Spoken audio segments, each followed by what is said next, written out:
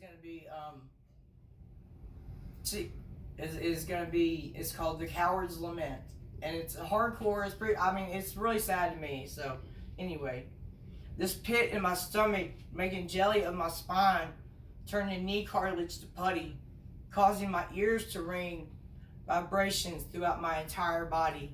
The anxiety is all consuming. Please help me. I cannot stop shaking. I cannot stop shaking. I wish I could be just like you, reckless, lackadaisical, and aloof, with a sense of self-righteous rage mixed with cheap beer, methamphetamines, and sad brown eyes. Mouth moving constantly to keep up with the deceitful fabrications you tell everyone you know. Fit the narrative, make yourself the star of the show. You pray to your God and you think yourself better than. You can't stay sober because you're blocking out the pain yet again. Sped up so fast, eyes shining like the devil's doorway. Your wet brain is paranoid and your jaw clenches, then unhinges. Your creaking facial muscles sound like an out-of-tune violin playing mournfully along to a funeral dirge. I wept for your loss of sobriety. My chest hurts when I dare speak your name. My diaphragm caved in with the wrenching ache of your betrayal, and you will never be seen the same. You will suffer much shame, be engulfed with regret, stomach roiling with love and rage. You will try to forget me with unsatisfying, rushed encounters in the dark. No condom, no chemistry, no spark.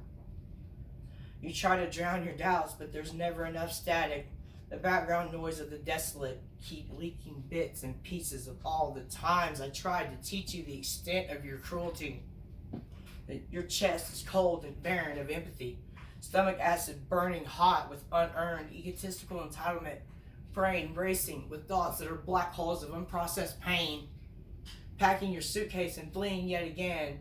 You'll run forever from having to show the bravery needed, the honesty required to mend fences instead of burn bridges. To sneak around back, leave the scene of the crime with only smoke-filled memories flashing in your eyes of all the times you so nonchalantly took advantage of her devotion, reeking of the sickly sweet-tasting potion, 80-proof bottles of vitriol, busting windshields, beer bottles, body and brain. Her way illuminated with only your gaslighting. Fumes of her love swirling around, rustling like dead leaves on a cold November ground. Your newfound freedom looks more like chains wrapped tightly around your wrist. Your vulnerability cuffed to the radiator, leaking in epileptic fits. Delirium tremens and amphetamine sweat. A metallic sour taste of toxins, losing your voice and all logic. Seeing situations through a cracked mirror, reflecting badly upon you and your psyche, fracturing reality, breaking down the infrastructure of the consequences that come from your selfish ambitions, to wreak havoc and sow chaos, to dig up earthworms covered in your lost lover's bone meal, where you ground me down to nothing but dust and false promises. The dirt underneath your nails is loamy and black as you try one more time to uncover where she left her heart. You'd always been able to hold my love in your shaky, calloused hands, roughly but securely. These nights, you wander barefoot through the darkness, moonbeams glimmering in your tears, screeching your laments to the owls. Shiny black beetles slither across your toes as you kneel to the silent, unforgiving ground, trying to unbury the answers you were too deaf to hear, too blind to see, too scared to face. It scares you as you continue to find yourself in dew-covered grass, all the fireflies unable to outnumber the mistakes of your past, the sins of your mother, the lies of your father, the failures you carry, the compassion you don't, the weight of the blame, the softness in her eyes. Civil twilight arrives yet again as you pull weeds and claw at the earth each night, desperately hoping and possibly searching to ever truly feel alive. Okay, that was called The Coward's Lament. And I'm going to read the next one.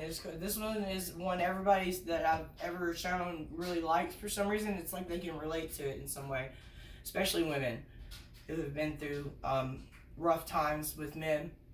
So this is called On My Way to the Landfill. My husband drives the little roads in our little town about once a week. He always waits until they're almost closed and he grumbles about being late. He rushes me to get in the van. It makes me anxious. But then we are rumble tumbling down the little road in our little town. I can feel the sunshine as it makes a map of fucking lines appear behind my eyelids. I can listen to the wind. It's a cacophony of sound. It reminds me that we have nothing to talk about. I am anxious for us. I can smell the refuse of 1,000 lives and hear the cries of multicolored feral kittens scratching amongst the rusted out corpses of cars. I'm anxious for them. I can taste the beer in his kiss. I wonder if it'll be quiet tonight. My skin feels like static as the cans continue to crush beneath his large, heavy hands. I am very anxious now. I take my Valium and a handful of other pills and sleep restlessly, dreaming of the howls of orange and black kittens, crashing with the jingle of medication, mixed with harsh words and gin, trapped inside these cardboard boxes I watched you pack yourself in. I wake up. I'm anxious again. Okay. That was okay. Okay, I've got one more for you guys. And this one is about my sister. I love my sister so much. Her name is Valerie. And we're only 15 months apart. So like we grew up really close. I'm 35, she's 36. So this is about us growing up. And it's called 2 and 8 billion.